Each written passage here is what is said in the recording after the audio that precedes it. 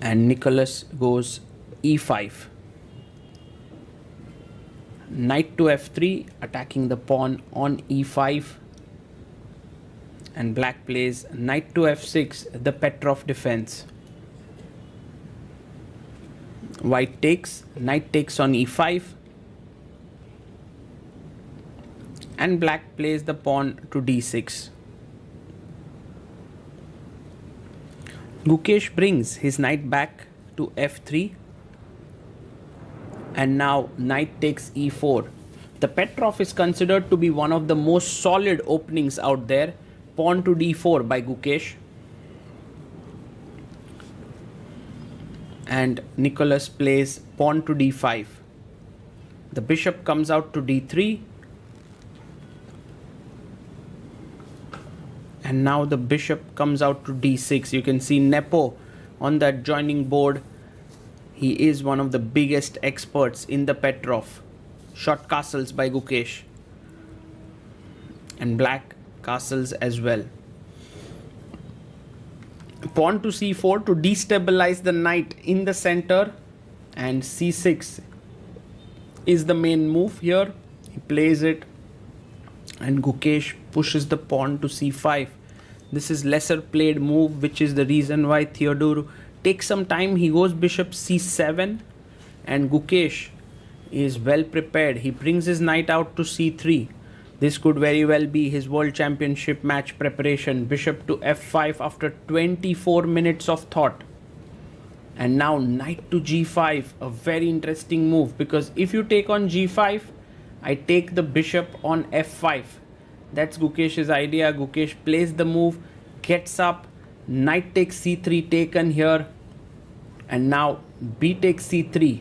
Seems like the right decision here. Of course, you can't take here. Your queen is hanging. So takes back. B takes c3. And now Nikolas can take here, but he goes queen f6. And Gukesh, still in his preparation, goes g4. This time after 18 minutes of thought. By the way, this move, knight g5, was the first new move of the game. Until then, there were a few correspondence games that had reached there. Bishop takes d3, taken. And now queen takes d3, threatening a checkmate on h7, which is quickly stopped by queen g6. Because if you went g6, queen h3, and Gukesh is better here. So queen g6 takes, and you take back with the h pawn. He takes back. And what we reach here is still an equal position, but it seems like white has some activity. He can get in with the rook here, an open file here. So the knight jumps to a6, connecting the rooks. And Gukesh, if he jumps in with this rook, there is rook f8 when the rook is threatening to come in there. So here he goes rook to b1, putting pressure on the b7 pawn. And now Theodorou plays pawn to b6. The rook comes up to b3. Now threatening to go to a6. That's the key idea here.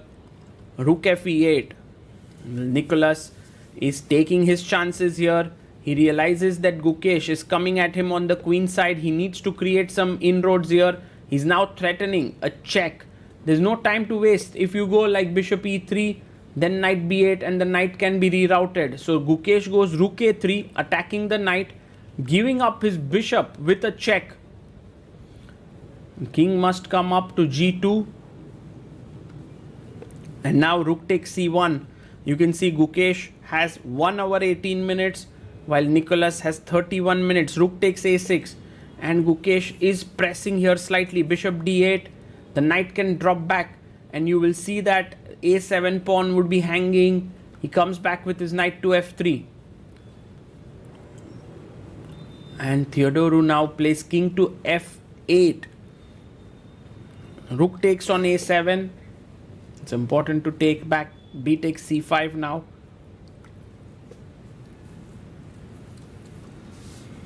And Gukesh, if he pins here, the king comes up. So he jumps in with the knight, threatening knight c6. In fact, threatening rook a8 and then knight c6. Bishop comes out to f6. Such solid play by black. Like Gukesh is trying to press, but oh, rook takes f7. The f7 pawn was also under attack. Now you have to be careful as white, because king e8, and now the threat is bishop e5 and you lose the rook. So Gukesh must tread very carefully. Maybe rook c7 makes a lot of sense. He goes rook to a7. I wonder what Gukesh has on his mind, because somewhere, if you think about it, after, yes, rook takes c3, the threat is bishop takes. In fact, he could have even started with bishop e5, d5, rook c3. These clumps of pawn look dangerous, but Gukesh had calculated rook g7 was better for him. So here a check, king comes up, and now Gukesh takes the pawn with a check. King comes to d7. Again, if king d6, there was rook a6. So king d7, knight e5 check, and he takes on e5. Gukesh risking a bit here, because now black has two passers. d4 pushed by Theodorou. We are at move 31. He has 7 minutes. Gukesh goes f4. Gukesh also has his pawns rushing down the board. An exciting endgame. Pawn to d3. And now Gukesh still has many moves that win for him. He cuts the king off, threatening rook d6 check, pawn to c4. The pawns are just 2 steps away or 3 steps away from queening. And now he blunders with rook a7. King f2 was the only defensive move. If you went king f2 here, it was still defensible because you bring your king into the defense. But after check, now king c6 is winning for black. Can Theodorou find it? He goes king e8. And Gukesh gives a check. Rook a8 check here. King comes up to e7. He gives another check. He comes back king e8, rook check. And he comes up again, and Gukesh writes down, looks at the score sheet. Can he claim a threefold repetition? He says, I'm going to give a check on a7, offering a draw. Opponent is unsure. The way you do it is basically you write down the move you're going to make, pause the clock and call the arbiter. And Gukesh looks at the score sheet. He's looking that he is given check 3 times, and so he pauses the clock and he calls the arbiter. There are no real arbiters around, and so he gets up from the board, tries to find the arbiter there, and he calls one of the arbiters and says, I'm going to play rook a7 check, and I'm claiming a threefold repetition. The problem here is that first time the king was on d7. If you look at this carefully here, that's what Theodorou says. First time king was on d7, second time then. So for example, this was the first check, the king is here. The second check, king was on e7, then king was on e7, and now when Gukesh gives a check, it's only repeating 3 times. So rook a7, and it is not a threefold repetition here. So well, Gukesh has made a claim, but it is an incorrect one, as the arbiter uses the mobile app to show Gukesh that it's not a threefold repetition, and Gukesh of course agrees to it. The arbiter will add 2 minutes to his clock. Here the rook is put back on a8.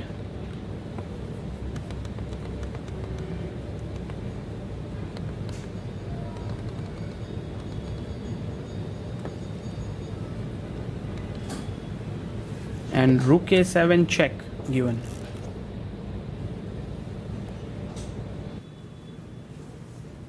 King comes back to d8. Now you see that Theodorou knows that he has nothing to lose here.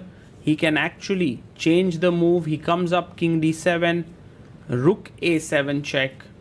You will see that 2 times checks have happened with rook a7, king d7, 2 times with king on e7, and now they've reached move number 40. Gukesh and his opponent get 50 extra minutes. He shouldn't go king d7 now, then it would be a draw, or king e7. Both would end in a draw with rook a7, but king c7 is the winning move here. So Nikolas comes back, somehow navigated those threefold repetitions, things that happened there, and he's calculating, and he goes king c7. So the game continues, and Gukesh plays a check. The king comes up to c6. Now whose pawns are stronger, because white pawn is also rushing down the board with e6, e7, but somehow you can notice that the black rook can stop the pawns from the e-file. And now all of a sudden, if you see, Gukesh, who's calculating here, rook to d6, realizes that he's just utterly lost. Check. And the threat is d2, c3, rook c1 and queen. It's as straightforward as that. And with the realization sinking in, Gukesh understands that he has gone a bit too far.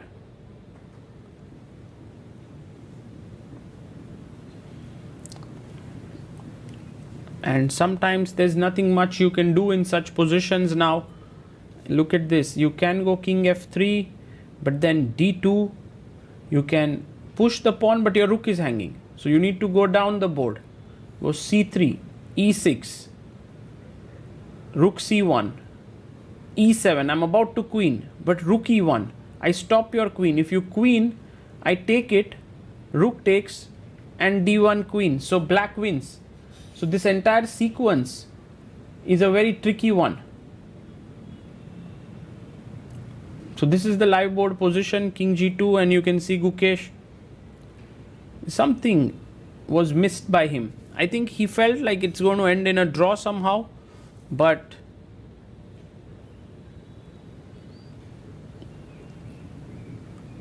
and this is the moment where chess players have it the most difficult. You know, they've actually played an entire game, they've tried to find different variations, but then they've missed something, and suddenly everything goes out of control. And generally Gukesh does not emote so much on the chessboard, but well, this one, 2 back-to-back losses, is a tough pill to swallow here.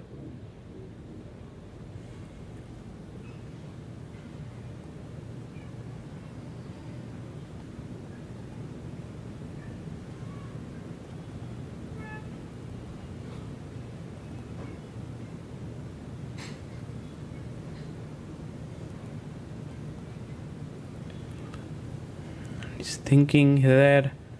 Well, he had 1 hour 6 minutes before this move, and look at Theodorou in the background. He's walking around. He knows that he has the win in the bag. It will be his first win over a world champion in classical chess.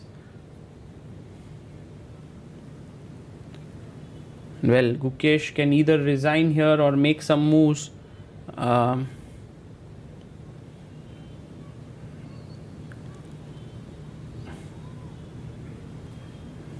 And he plays his king to f3, and he does it with 57 minutes on the clock. Just simply d2 played here. And the rook goes down to d8. c3. Black's moves are so simple here. Just moving the pawns on autopilot here. e6. Gukesh trying to make a queen.